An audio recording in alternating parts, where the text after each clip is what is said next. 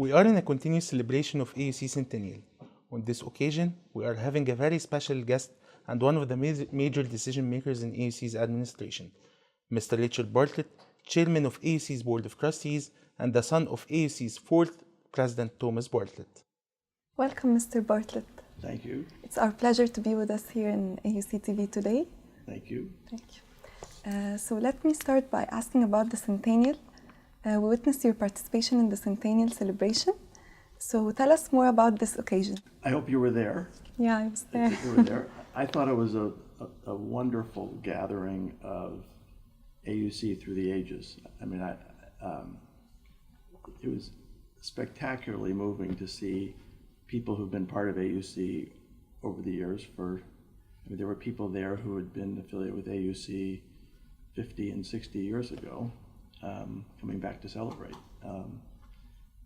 And it gave one a taste of what it means to be a part of an intellectual family, and it was a wonderful thing to see. Mr. Bartlett, can you please reflect on the performance of AUC in the last decade? In the last decade? Yeah. Well, I think AUC in the last decade has obviously faced all kinds of challenges, and I think come through it pretty well. I mean, given when you think about, there have been two revolutions. We've moved to a new campus, and there's been a devaluation of the currency by over 50%. And yet AUC, through all of that, has remained solid. We've remained operational. We've continued to educate good students. So frankly, I think the community around us is getting much bigger. And so I think the hardest parts of coming to a new home, particularly exacerbated by all the challenges that then came up, is largely behind us. And so I think the last decade has been hard, but it has made us stronger. So building on what you've said, what are the achievements that AUC is planning to accomplish through the coming 10 years, for example? The coming 10 years. Well, frankly, while this may sound like a non-answer, first and foremost, we have to focus on excellence. I mean, there's no question that AUC is never going to make as much difference in Egypt by educating large numbers. We have to educate leaders. And so to do that, we need to be, without question, the best institution in Egypt for developing the entire person. And that takes resources. And so we are very much going to have to keep focusing on all of the things that produce excellence. And those are a bunch of little things, but you have to do them well. And so there's that. We're very much focused on the whole affordability issue, because that is a real issue. Families are, education is not cheap. But I assume you've heard I think it was Mark Twain, who said, "You think education is expensive? Try ignorance." Yeah. I don't remember who said that, but I think it was Mark Twain. Anyway, but it is expensive. And so we need to increase our scholarship availability by a lot. And we're working on that because we very much want to be less a university that is essentially educating people from Cairo. We want to be educating people from Egypt. Excellent. And it's a big country. So we want to be able to offer scholarships to bring people from all parts of Egypt. I think we have a real push going on in what I'll call the co-curricular aspects of AUC and the cultural aspects of AUC. So drama, student clubs, athletics, art, frankly, all the things that make a person a well-rounded person and build Egyptian culture. So, Mr. Bartlett, usually students ask Who are the Board of Trustees and what they do and what are their main roles in the decision-making process? So would you please elaborate for the students what exactly the Board of Trustees do? I would love to do that. So I think one of the things that is challenging in describing what we do in Egypt is because we are an unusual university for Egypt. We are, I think, the only, perhaps, truly private, not-for-profit academic institution. But what that means is it isn't owned by anybody. Well, it's technically owned. It's owned by the trustees, but the trustees are not allowed to have anything from it. In other words, we don't get. We aren't investors in it. We're not allowed to make a profit. We don't make a profit. And so a board of trustees, their role is to worry about the long-range planning and sustainability of the university. And so you bring together people who have a whole lot of different interests, different skills, and candidly, they're, you want them to be obviously capable people of a wide range of skills, because running a university is requires a lot of different skills. So you want you want people with legal expertise, you want people with financial expertise, you want people with academic expertise. But critically, what's important to them is they're worrying about the long-term sustainability of the university.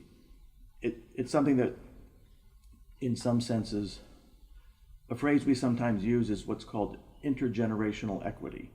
We need to be balancing what we're doing today for our students with what we want to be able to do in the future.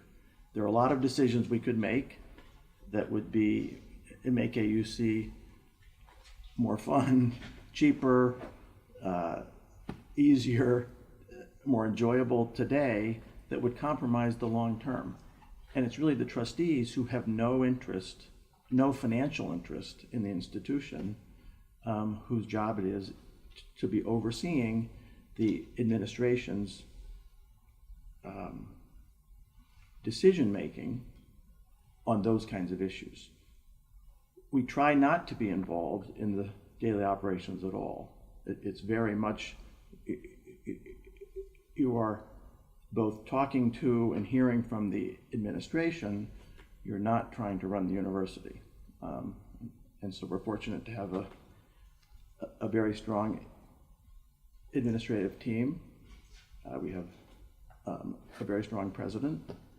And so our job, as somebody once said, a president of a very fine institution back home, the Board of Trustees should have their head in the tent, but their fingers out of the tent. In other words, we should be nose under the tent, but fingers out of the tent.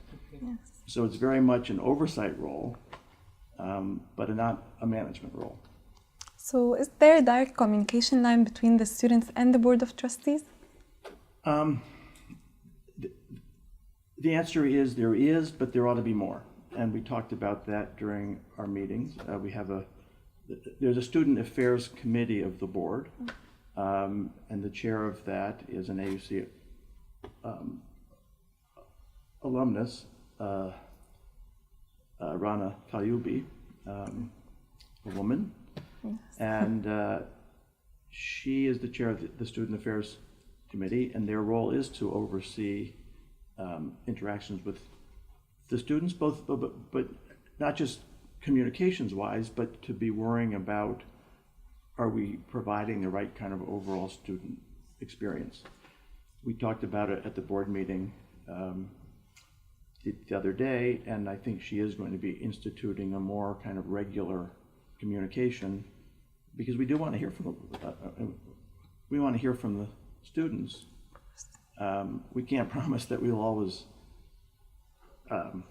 follow their request, but I think the communication because I will say one of the real challenges we face is because we are unusual, I think people draw a lot of analogies that are not appropriate. So the concept that we're not for profit, people imagine that if we charge more that somehow the trustees will actually make money somehow in this process. That isn't how it works. The more that we charge, the more we have to spend on our students. Everything that we have, all of our resources, the only place that can go is back into the university for either the students, for research, for all of the objectives that we follow. So since Sherihan have mentioned the communication with students, and you have building on what you have said before about balancing between the financials and the tuition fees, how are you going to deal with the concerns, some students' concerns towards the potential increase or potential tuition increase in the fees? I mean, it answers itself in the sense that we are, one of the hard decisions we're going to have to make is trying to figure out, given what's happened in Egypt, obviously there is inflation, and that's a very real thing, and that does two things. It makes it harder for Egyptians to afford things, but it also makes it more expensive to run the university.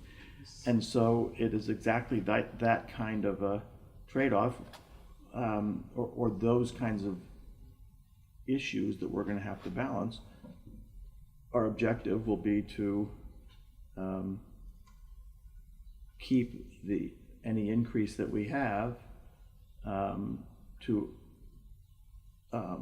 the minimum that we think we can charge, consistent with our other objectives. Of course we could charge less and we would be a weaker institution 10 years from now. And so that's a perfect example of the kind of trade-offs that the trustees have to make. I should point out, I'm sure you've heard this before, but the cost of running AUC is not fully covered by tuition. And so there are funds, and so whatever it is that tuition is, at least the students should be, I don't know if they're pleased to hear, but be aware that their education costs even more. And so that's, in that sense, it's a very good value. And our objective is to make sure it's a good value. But value doesn't necessarily mean cheap. It means a good value. So we've learned that the university conducted a $100 million campaign, and you've already raised about 70% of this target. Yes. So how this money will be allocated? Well, it'll be going along the lines of the sorts of objectives that I described. So it'll go into scholarships, it will go into strengthening the performing arts and the art side, it'll go into supporting more research, it'll be going into supporting quality professors. It will be, unlike our last capital campaign, which was the purpose of which was the campus, this will be less about structures. It'll be more about programs.